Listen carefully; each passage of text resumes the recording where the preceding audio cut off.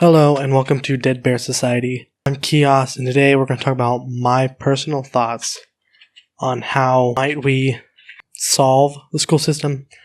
I'm not an expert. I have gone to school most of my life and I have taught people. I've taught guitar lessons and piano lessons before, so I have taught people. I may not have the experience that maybe a very in-depth teacher that's been teaching for all of their life has, but I do have some experience in this regard. If this is your first time here, consider subscribing and let's get into it. So first off, I want to say that what I'm about to say is a basis of what I think it should be. This will and should be, if used, changed. This is just a basis of my thoughts and what I want to try to contribute to this discussion. What the real solution could be very different. So my ideas, I don't think are final, even in the slightest. The first thing I think is important to mention is that the different types of schools should have goals. For example, I think most people agree with this, high school should prepare you for the real world, not college. And most people say, well, no, you should, be prepared. I want to say no.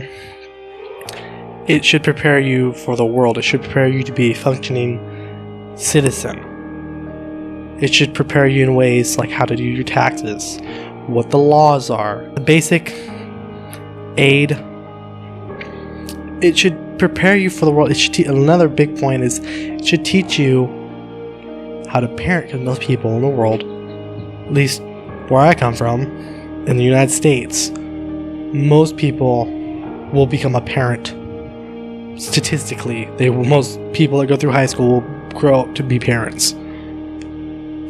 We're not all going to grow up and use imaginary numbers. We're not all going to use very advanced logarithms. It's just not. And it should be based around these goals of preparing for high school, preparing students for the real world. Okay, so what about college? I think college should prepare students for very specific jobs. I think by the time you get into college, you have a good understanding of at least what you want to do. An engineer, to be whatever you want to be, it should prepare you to do your job, not prepare you to be a well-rounded individual. Another thing is I think elementary and below schools should have this goal, to prepare students to interact with other people, which might baffle some people. And most people have seen, well, what do you mean by that? What I mean is students that go to elementary and below should be what we teach them should be decided upon if it helps them and teaches them to interact with other people, because 99+ people will interact with people in their life.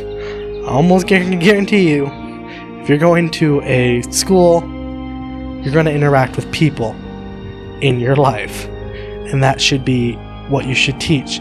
So teaching, and I said, well, what about reading or writing or basic language? That honestly is kind of included in communicating with people. Because if you communicate with people, you're going to communicate by typing or writing down stuff or just talking, and often in more advanced levels than you would have if you didn't go to school.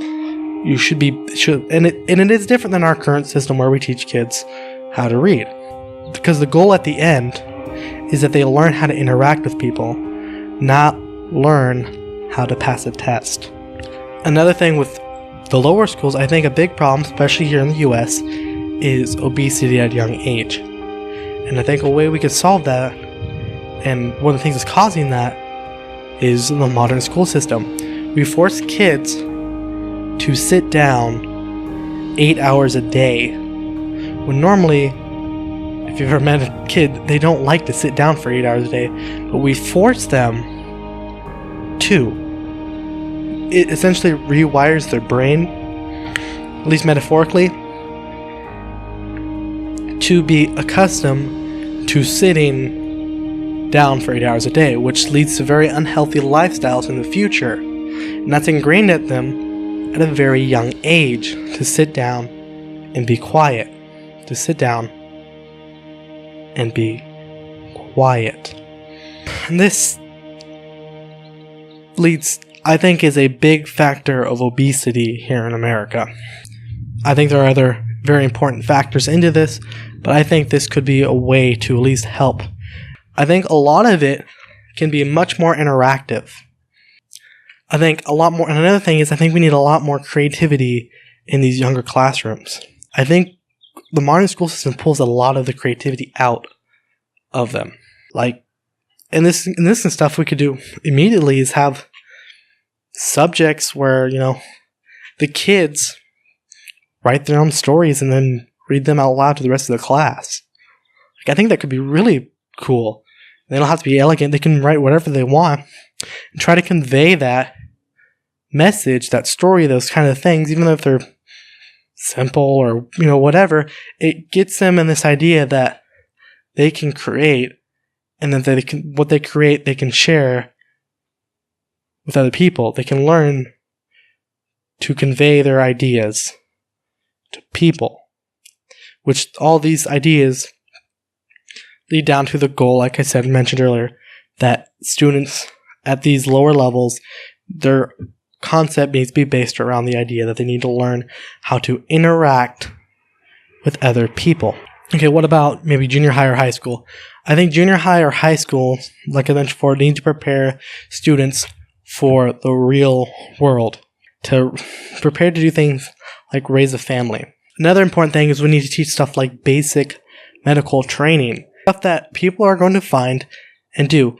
And another big thing with this is I think we need to stop enforcing learning, which you might baffle at. So there's these types of schools, and I hope I'm pronouncing this correctly, called Sudbury schools, where the students learn whatever they want to learn.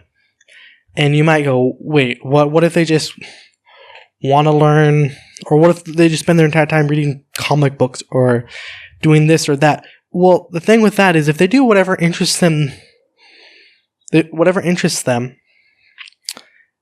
will learn a lot about whatever interests them. Wait, you might be going, what? So, if, say, Timmy is really into, like we mentioned earlier, comic books, and he reads a lot of them, he's really interested in that, he might want to make comic books. And he might spend a lot of his time learning about comic books. By the time he gets into college, he can be prepared for that job. But the truth is that with these things, if kids choose to learn what they want to learn, they won't just spend all of their time reading comic books, most likely. In fact, we see in these schools that a lot of times they score higher than in the other types of schools we have here in math and stuff like that. It's because the concepts they're learning on a one-on-one basis,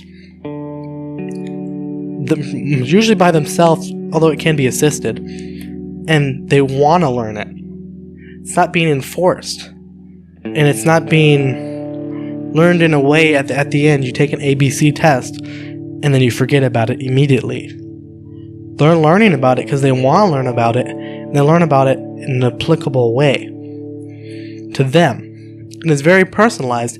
I think that can change the world. If you are someone that will go into a field that imaginary numbers are crucial, which there are plenty,